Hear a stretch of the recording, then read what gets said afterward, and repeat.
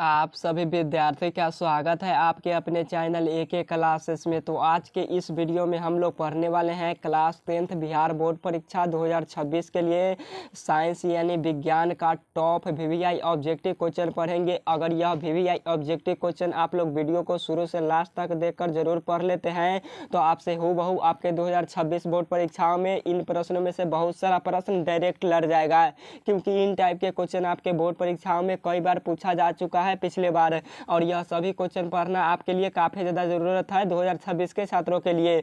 और आप सभी विद्यार्थी का बहुत ही जल्द अर्धवार्षिक परीक्षा जो कि सितंबर के महीने में होने वाली है 24/9/2025 से स्टार्ट होगी और 26/9/2025 तक होगी। तो यह सभी विद्यार्थी को पता होगा। और सेंटअप परीक्षाओं में सेंटअप नहीं, अर्धवार्षिक परीक्षाओं में जो क्वेश्चन पूछा जाएगा वह इस वीडियो से साइंस का क्वेश्चन रहेगा।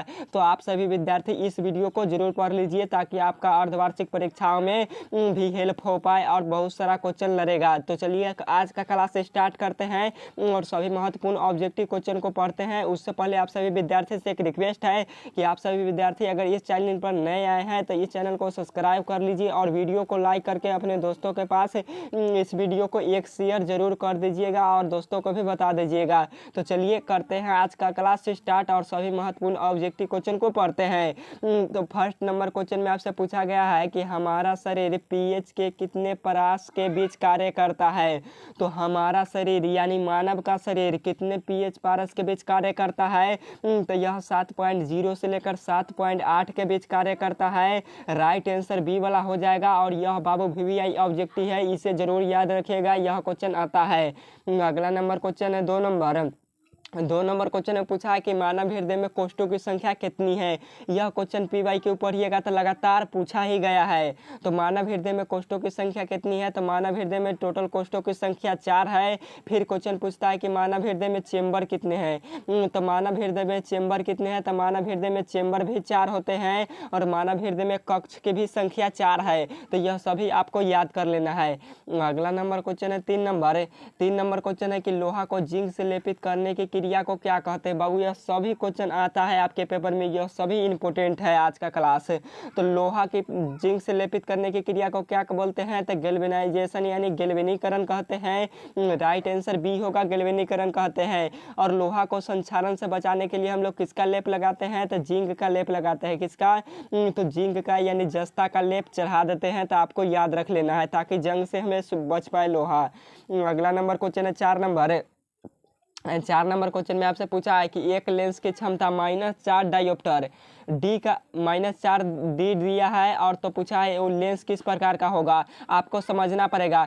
सबसे पहले आप लोग समझिए कि लेंस का SI मात्रक क्या होता है। तो लेंस का SI मात्रक डायोप्टर होता है। डायोप्टर को डी से सूचित करते हैं। तो वही यहाँ पे -4 डायोप्टर दिया है। कितना दिया है। तो -4 डायोप्टर। तो आपसे पूछा है यह लेंस किस प्रकार का होगा यानी किस तरह का होगा। तो कुछ भी नहीं करना है। जब भी इन टाइप के क्वेश्चन पूछे तो आपको याद रख लेना है कि अवतल लेंस की क्षमता यानी अवतल लेंस की क्षमता या अवतल दर्पण के क्या होता है फोकस दूरी, दोनों के दोनों क्या होते हैं तो ऋणात्मक होते हैं। या आपसे पूछे अवतल लेंस की क्षमता पूछे या अवतल लेंस की आपसे फोकस दूरी पूछे, दोनों के दोनों ऋणात्मक यानी -4 होता है। तो क्या यह -4 डायोप्टर है कि ना। तो आप लोग बताइएगा कि हाँ।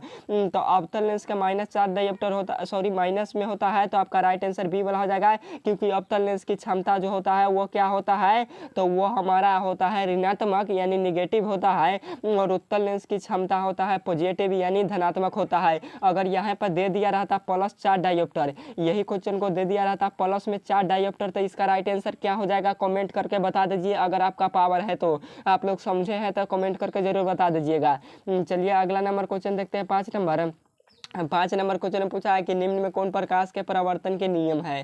तो निम्न में से कौन है जो प्रकाश के परावर्तन के नियम है। तो आपतन कोण परावर्तन कोण के मान के बराबर होता है। आपका राइट आंसर सी वाला हो जाएगा। फिलहाल आपका राइट आंसर ये वाला हो जाएगा, सी वाला आप लोग याद रखिए। आपतन कोण इक्वल टू परावर्तन कोण यानी कोण I इक्वल टू क्या होता है तो कोण R होता है। आपका क्या होता है तो प्रकाश के परावर्तन का नियम। समझ में आया, बिल्कुल समझ में आ गया होगा। अगला नंबर क्वेश्चन है 6 नंबर की प्रकाश के अपवर्तन अपवर्तन के कितने नियम हैं बाबू, यह सभी क्वेश्चन बार बार पूछता है। तो प्रकाश के अपवर्तन के कितने नियम हैं, तो प्रकाश के अपवर्तन के 2 नियम हैं, बार बार बता चुके हैं। राइट आंसर बी वाला हो जाएगा, आप लोग याद रखिएगा। प्रकाश की चाल सबसे ज़्यादा निर्वात में होती है, निर्वात में प्रकाश की चाल कितना होती है, तो 3 लाख किलोमीटर पर सेकेंड होता है। फिर क्वेश्चन पूछता है कि प्रकाश की चाल सबसे कम कहाँ होता है, तो कांच में होता है। प्रकाश की चाल सबसे पहले किसने ज्ञात किया था, रोमर नामक एक वैज्ञानिक ने ज्ञात किया। फिर क्वेश्चन पूछता है कि प्रकाश कैसे गमन करता है, तो प्रकाश हमेशा सीधी रेखा में गमन करता है। फिर क्वेश्चन पूछ लेता है आपसे बोर्ड परीक्षा में कि जो प्रकाश है, प्रकाश तरंग का उदाहरण क्या होता है, तो प्रकाश एक प्रकार का विद्युत चुंबकीय तरंग का भी उदाहरण है। तो आपको इतना क्वेश्चन याद कर लेना है बाबू। जो क्वेश्चन बताए हैं प्लीज़ उसे ज़रूर याद रखिएगा, आता है आपके पेपर में। अगला नंबर क्वेश्चन है 7 नंबर की विद्युत मोटर परिवर्तित करता है। तो विद्युत मोटर क्या परिवर्तित करता है, तो विद्युत ऊर्जा को यांत्रिक ऊर्जा में परिवर्तित करता है, यानी रूपांतरित करता है। राइट आंसर आपका सी वाला हो जाएगा 7 का। फिर क्वेश्चन पूछेगा कि आपका डायनमो क्या करता है, तो डायनमो यांत्रिक ऊर्जा को विद्युत ऊर्जा में कन्वर्ट करता है। तो ये भी क्वेश्चन आपको याद करते चलना है बाबू। अगला नंबर क्वेश्चन है 8 नंबर कि विद्युत फ्यूज विद्युत धारा के किस प्रभाव पर कार्य करता है। यह 100% VVI बाबू ऑब्जेक्टिव है, इसको जरूर याद रखिएगा कि विद्युत फ्यूज विद्युत धारा के किस प्रभाव पर कार्य करता है, तो यह ऊष्मीय प्रभाव पर कार्य करता है। आप लोग याद रखिएगा, 8 का राइट आंसर ए होगा। आप क्वेश्चन पूछेगा कि स्विच किस प्रकार के तार में लगाए जाते हैं, तो स्विच किस प्रकार के तार में लगाए जाते हैं, तो स्विच हमेशा गर्म तार में लगाया जाता है। तो आप लोग ये भी क्वेश्चन याद रखिएगा, यह क्वेश्चन आया हुआ है। फिर क्वेश्चन पूछता है कि उदासीन तार का रंग कैसा होता है, तो उदासीन तार का रंग कैसा होता है, तो काला होता है। कैसा होता है, तो काला होता है। तो जो यह 3 क्वेश्चन अभी बताए हैं, यह सभी क्वेश्चनों में VVI इंपॉर्टेंट है, तो आपको यह क्वेश्चन आपको याद कर लेना है। अगला नंबर क्वेश्चन है 9 नंबर। 9 नंबर क्वेश्चन पूछा कि विद्युत धारा के चुंबकीय प्रभाव को खोज किसने किया था, तो विद्युत धारा के चुंबकीय प्रभाव का खोज किसने किया था, तो ऑस्टर्न ने किया था। राइट आंसर बी वाला हो जाएगा, ऑस्टर्न ने किया था। तो आपको याद रखना है। अगला नंबर क्वेश्चन है 10 नंबर के जीवाश्म ईंधन की ऊर्जा की वास्तविक स्रोत है, यानी क्वेश्चन घुमाया है थोड़ा सा। तो जीवाश्म ईंधन की वास्तविक स्रोत यानी जीवाश्म ईंधन जो ऊर्जा है उसका वास्तविक स्रोत क्या है, तो उसका वास्तविक स्रोत क्या है, तो सूर्य का प्रकाश है। क्या है, तो यहाँ पे क्या है, तो सूर्य का प्रकाश है। आपका राइट आंसर हो जाएगा सी वाला, सूर्य का प्रकाश। आप लोग इसको याद रखिएगा, इसका राइट आंसर सी वाला हो जाएगा। अगला नंबर क्वेश्चन है 11 नंबर कि इनमें से कौन नवीकरणीय ऊर्जा स्रोत है, तो इनमें से कौन है जो नवीकरणीय ऊर्जा स्रोत है। नवीकरणीय और अनवीकरणीय से क्वेश्चन बाबू 2 नंबर में भी और 1 नंबर यानी ऑब्जेक्टिव में भी पूछता है, प्लस आपके सब्जेक्टिव में भी पूछा जाता है। तो आपको यह समझना होगा। तो सबसे पहले आप लोग समझिए कि अनवीकरणीय क्या होता है। तो अनवीकरणीय संसाधन यानी अनवीकरणीय ऊर्जा स्रोत वैसा ऊर्जा स्रोत होता है जिसको आने वाले समय में, यानी आने वाले समय में जिसके भंडार सीमित है, पृथ्वी के नीचे सीमित है, आने वाले समय में वह खत्म हो जाएगा, उसे अनवीकरणीय संसाधन कहेंगे। जैसे कोयला हो गया, पेट्रोलियम हो गया, प्राकृतिक गैस हो गया, सभी के सभी अनवीकरणीय संसाधन है। आप क्वेश्चन पूछता है कि नवीकरणीय संसाधन क्या होता है, तो वैसा संसाधन जिसका भंडार सीमित नहीं है, वैसा संसाधन जो आने वाले समय में खत्म नहीं होगा, यानी जिसके निश्चित है कि वह आने वाले समय में खत्म ही नहीं होगा, वह क्या कहलाता है, तो नवीकरणीय संसाधन कहलाता है। जैसे सौर ऊर्जा, पवन ऊर्जा, ज्वारीय ऊर्जा, जल, यह सभी के सभी क्या है, तो नवीकरणीय संसाधन है। तो आपके ऑप्शन में क्या दिया है, सौर ऊर्जा, तो यही आपका राइट आंसर हो जाएगा। सौर ऊर्जा है, वही नवीकरणीय संसाधन है। तो आपको याद कर लेना है बाबू। अगला नंबर क्वेश्चन है 12 नंबर की समतल दर्पण की फोकस दूरी क्या होती है, यह क्वेश्चन याद रखिएगा। तो समतल दर्पण की फोकस दूरी क्या होती है, तो अनंत होती है। राइट आंसर ए होगा 12 का। फिर क्वेश्चन पूछता है समतल दर्पण द्वारा किसी भी वस्तु का कैसा प्रतिबिंब बनता है, तो समतल दर्पण द्वारा किसी भी वस्तु का प्रतिबिंब बराबर आकार का बनता है, यानी वस्तु जितना बड़ा होगा उसका प्रतिबिंब उतना ही बड़ा होगा। और समतल दर्पण हमारा कहाँ होता है, तो जिसमें हम आप लोग अपना फेस यानी चेहरा को देखते हैं मिरर में, वही होता है हमारा समतल दर्पण। और समतल दर्पण की फोकस दूरी अनंत होती है। तो आप लोग इसे याद रखिएगा। समतल दर्पण का उपयोग हम लोग एक से अधिक प्रतिबिंब बनाने के लिए भी करते हैं। तो यह सभी भी क्वेश्चन आपको याद रखना है। यहाँ पे क्या क्वेश्चन पूछा है, यहाँ पे क्वेश्चन पूछा है कि एक बल्ब 1 मिनट में 120 कूलम आवेश प्रवाहित करता है तो विद्युत धारा का मान कितना होगा। तो विद्युत धारा का मान कितना होगा आपसे क्वेश्चन पूछा है। तो आपका राइट आंसर हो जाएगा बी, 2 एम्पियर होगा। कितना होगा तो 2 एम्पियर होगा। आपका राइट आंसर बी वाला हो जाएगा। याद रखिएगा यह न्यूमेरिकल क्वेश्चन है, आपको बनाना पड़ेगा फार्मूला से। अगला नंबर क्वेश्चन है 14 नंबर। 14 नंबर क्वेश्चन है कि प्रतिरोध का एसआई मात्रक क्या होता है। इंपॉर्टेंट क्वेश्चन है। तो प्रतिरोध का एसआई मात्रक क्या होता है तो ओम होता है। क्या होता है तो ओम होता है। आपका राइट आंसर क्या हो जाएगा, सी वाला हो जाएगा। ओम होता है। एम्पियर विद्युत धारा का एसआई मात्रक होता है। वाट विद्युत शक्ति का एसआई मात्रक वाट विद्युत शक्ति का एसआई मात्रक होता है। और यहाँ पे क्वेश्चन में दिया है आपका वोल्ट। तो वोल्ट विद्युत विभव और विद्युत विभवांतर का एसआई मात्रक होता है। जूल ऊष्मा और ऊर्जा का एसआई मात्रक होता है। तो यह सभी भी क्वेश्चन आपको याद रखना है। और ऊर्जा का इस सीजीएस मात्रक क्या होता है तो कैलोरी होता है। क्या होता है तो ऊर्जा का सीजीएस मात्रक कैलोरी होता है। तो ये भी क्वेश्चन याद रखिएगा। और 1 कैलोरी बराबर कितना होता है तो 4.18 लगभग के होता है, जूल होता है। तो आपको याद कर लेना है, ये भी क्वेश्चन आता है। अगला नंबर क्वेश्चन है 15 नंबर की NaOH क्या है। तो NaOH क्या है तो यह क्षार है। क्या है तो यह क्षार है। आपका राइट आंसर बी होगा, क्षार है। और जब यह क्षार है तो इसका पीएच मान क्या होगा तो 7 से अधिक होगा। क्या होगा तो 7 से अधिक यानी 7 से ज़्यादा होगा। तो ये भी क्वेश्चन याद रखिएगा। और अम्ल का पीएच मान 7 से कम होता है। उदासीन का पीएच मान आपका 7 का बराबर होता है। और लवण का भी पीएच मान 7 होगा। क्यों, क्योंकि यह लवण उदासीन होता है। और आपको क्वेश्चन याद रख लेना है, यह सभी क्वेश्चन पूछे जाते हैं। यह क्वेश्चन वेरी वेरी इंपॉर्टेंट है बाबू, डायरेक्ट लड़ जाएगा। अगला नंबर क्वेश्चन है 16 नंबर की ग्रेफाइट होता है। 16 नंबर क्वेश्चन में आपसे पूछा है कि ग्रेफाइट होता है। तो ग्रेफाइट क्या होता है तो विद्युत का सुचालक होता है। राइट आंसर बी वाला हो जाएगा। और ग्रेफाइट की क्या है तो ग्रेफाइट अधातु है। क्या है तो ग्रेफाइट हमारा अधातु है। अधातु होते हुए भी यह विद्युत का सुचालक है। यानी ग्रेफाइट से करंट का प्रवाह हो सकता है। एक क्वेश्चन अक्सर बोर्ड परीक्षा में पूछता है कि पेंसिलिन का नेप किसका बना होता है। तो पेंसिलिन का नेप किसका बना होता है तो यही ग्रेफाइट का बना होता है। तो आप लोग इसको जरूर याद रखेंगे। अगला नंबर क्वेश्चन है, यहाँ पे क्वेश्चन में आपसे पूछा गया है यहाँ पे कि लिटमस विलयन बैगनी रंजक रंग का होता है जिससे निकाला जाता है। तो लिटमस विलयन यहाँ पे बैगनी रंजक होता है जिससे निकाला जाता है। यह किससे निकाला जाता है तो लाइकेन नामक पौधे से निकाला जाता है। राइट आंसर आपका ए होगा, लाइकेन लाइकेन के पौधे से निकाला जाता है। तो आपको याद रखिएगा। अगला नंबर क्वेश्चन है 18 नंबर की क्यूपेराइट किस धातु का आयक्स है। तो क्यूपेराइट किस धातु का आयक्स है तो यह कॉपर का आयक्स है। और यह क्वेश्चन 100% आपके बोर्ड परीक्षा और अर्धवार्षिक परीक्षा, सेंटर परीक्षा सभी के लिए इंपॉर्टेंट है। तो आपको इस क्वेश्चन को जरूर याद रखना है। 19 नंबर क्वेश्चन में आपसे पूछा गया है यहाँ पे कि सीसा और टिन के मिश्र धातु को क्या कहते हैं। बाबू यह क्वेश्चन आता है। तो सीसा और टीन के मिश्र धातु को क्या कहते हैं तो सोल्डर हम लोग कहते हैं। राइट आंसर ए वाला हो जाएगा। अगला नंबर क्वेश्चन है 20 नंबर के बेंजीन का अणुसूत्र क्या होता है। डायरेक्ट 2024 के पेपर में आया हुआ प्रश्न है। तो बेंजीन का रासायनिक सूत्र क्या होता है तो C6H6 होता है। क्या होता है तो C6H6 होता है। इसको आपको याद कर लेना है। आपका राइट आंसर सी वाला होगा। और मीथेन का अणुसूत्र CH4 होता है। तो ये भी क्वेश्चन याद रखिएगा। अगला नंबर क्वेश्चन है 21 नंबर कि मेंडलीफ के आवर्त नियम तत्वों का और का आधार किया है।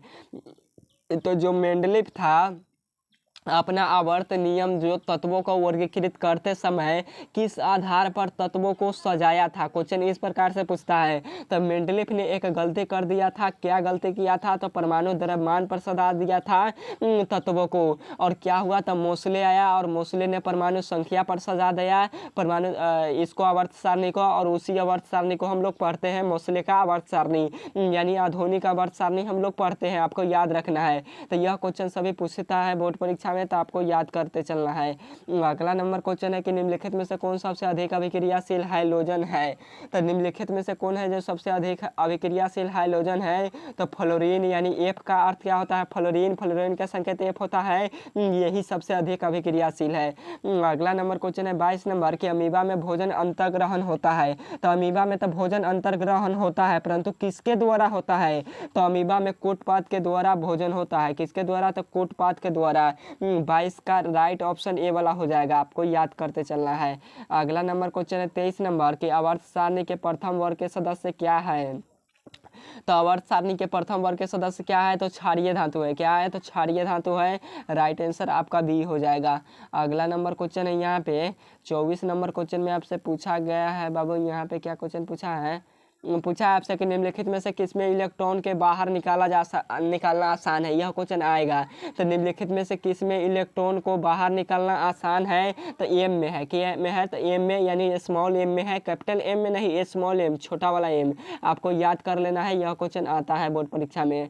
अगला नंबर क्वेश्चन है 25 नंबर। हालांकि वह कम पूछा जाता है परंतु डायरेक्ट आ सकता है बोर्ड परीक्षा में। 25 नंबर क्वेश्चन है कि क्लोरोफिल वर्ण का रंग कैसा होता है? तो क्लोरोफिल वर्ण का रंग कैसा होता है? तो हरा कलर का होता है। कई बार पढ़ा चुके हैं। क्लोरोफिल कहाँ पाया जाता है? तो पेड़ पौधे की पत्तियों में पाया जाता है। पेड़ पौधे की पत्तियों में गैसों का आदान प्रदान किसके द्वारा होता है? तो रंध्रों के द्वारा होता है। फिर क्वेश्चन पूछता है कि क्लोरोफिल में कौन सा तत्व पाया जाता है? तो मैग्नीशियम तत्व पाया जाता है, यानी Mg। मैग्नीशियम का संकेत Mg होता है। तो यह छोटा छोटा क्वेश्चन है जो आपको याद रखना है। पेड़ पौधा कौन सा गैस सांस में लेते हैं, यानी कौन सा गैस को ग्रहण करते हैं? तो CO2 यानी कार्बन डाइऑक्साइड को ग्रहण करते हैं। और कौन सा गैस छोड़ते हैं? तो O2 यानी ऑक्सीजन गैस छोड़ते हैं। वायुमंडल में कार्बन डाइऑक्साइड की प्रतिशत मात्रा 0.03% है और वायुमंडल में O2 यानी ऑक्सीजन गैस की प्रतिशत मात्रा 21% है। तो यह सभी भी क्वेश्चन पूछा जाता है बोर्ड परीक्षा में। CO2 को शुष्क बर्फ भी कहते हैं, ग्रीन हाउस गैस भी कहते हैं इसे। तो आपको याद रखना है। अगला नंबर क्वेश्चन है 26 नंबर की आहार नाल की सबसे लंबी रचना कौन सी है? तो आहार नाल की सबसे लंबी रचना कौन सी होती है? तो छोटी आंत होती है। कौन सी होती है? तो छोटी आंत होती है बाबू। यह क्वेश्चन को याद कर लीजिएगा, आता है पेपर में। और छोटी आंत की लंबाई 8 से 10 मीटर होती है। ये भी क्वेश्चन पूछता है। मनुष्य में भोजन का पाचन कहाँ से शुरू होता है? तो मुख से शुरू होता है और पूरी तरीके से, यानी पूर्ण रूप से कहाँ पाचन हो जाता है समाप्त? तो यही छोटी आंत में जाकर पूरी तरीके से पच जाता है। तो आपको याद कर लेना है। 27 नंबर क्वेश्चन है कि पेप्टिक अल्सर हो सकता है। तो पेप्टिक अल्सर कब हो सकता है? तो यह लंबे समय तक भूखे रहने से हो सकता है। आपका राइट आंसर सी वाला हो जाएगा 27 का। और यह क्वेश्चन मॉडल पेपर में है, आप लोग इसको याद रखिएगा, बिल्कुल नया क्वेश्चन है यह। अगला नंबर क्वेश्चन है 28 नंबर के कर्माकुंचक। यहाँ पे कर्माकुंचक पेरिस्टालिसिस गति कहाँ पाई जाती है? यानी आप लोग पढ़ लीजिए ऐसे, कर्माकुंचक गति जो है वह कहाँ पाई जाती है? तो यह मांसपेशियों में पाया जाता है। कहाँ पाया जाता है? तो मांसपेशियों में पाया जाता है। राइट आंसर आपका ए वाला हो जाएगा। अगला नंबर क्वेश्चन है 29 नंबर। 29 नंबर क्वेश्चन में आपसे पूछा गया है कि मनुष्य में हृदय में पेस मेकर का कहाँ स्थित होता है? तो मनुष्य के हृदय में जो पेस मेकर होता है वो कहाँ स्थित होता है? तो दाएं अलिंद की दीवार पर स्थित होता है। राइट आंसर आपका ए वाला होगा। और यह क्वेश्चन वेरी वेरी इंपॉर्टेंट है, तो बाबू इसे जरूर याद रखिएगा, बिल्कुल भूलिएगा मत। अगला नंबर क्वेश्चन है 30 नंबर कि निम्न में से किसका हृदय धड़कन दर सबसे तेज है? बाबू ये भी क्वेश्चन पूछता है। तो निम्न में से किसका हृदय धड़कन दर सबसे तेज है? तो चूहा, यानी चूहा का सबसे ज़्यादा तेज है, यानी मूसक का सबसे ज़्यादा तेज है क्या? धड़कन, यानी बहुत बार धड़कता है 1 मिनट में। और मानव का हृदय 72 बार धड़कता है टोटल 1 मिनट में। और चूहा का सबसे ज़्यादा है, तो आपको याद रखना है। अगला नंबर क्वेश्चन है 31 नंबर की सोना की परमाणु संख्या कितनी होती है? तो सोना का परमाणु संख्या कितनी होती है? मैग्नीशियम का परमाणु संख्या 12 होता है। और 47 किसका होता है? तो आपका चांदी का होता है। और 79 किसका होता है? तो यह सोना का होता है। 20 किसका होता है? तो कैल्शियम का होता है। तो आपको बता देना है आंसर की लोहा का परमाणु संख्या क्या होता है। क्वेश्चन लिखिए आप लोग, इसका आंसर बताइएगा। लोहा का परमाणु संख्या कितना होता है? प्लस आपका Zn, यानी जिंक का परमाणु संख्या कितना होता है? इसका उत्तर हमें कमेंट बॉक्स में चाहिए इन दोनों क्वेश्चन का, क्योंकि अगर वीडियो को शुरू से लास्ट तक देखे होंगे तो आपको इस क्वेश्चन को आंसर पता होगा। तो चलिए आज का क्लास स्टार्ट करते हैं, समाप्त करते हैं। फिर मिलते हैं नेक्स्ट क्लास में। किसी प्रकार का डाउट हो तो कमेंट बॉक्स में जरूर बताइएगा। और एक छोटा सा प्यारा सा कमेंट करके बता दीजिए कि यह क्लास कैसा लगा और यह क्वेश्चन मोस्ट इंपोर्टेंट था कि नहीं। आप ही लोग बताइए, यह आप लोगों पर हम छोड़ते हैं, डिपेंड है। तो जरूर बताइएगा। ओके बाय, फिर मिलेंगे नेक्स्ट वीडियो में। जरूर यह सभी क्वेश्चन को पढ़िए और चैनल को सब्सक्राइब कीजिए, वीडियो को लाइक कीजिए, शेयर कीजिए। तो ओके बाय।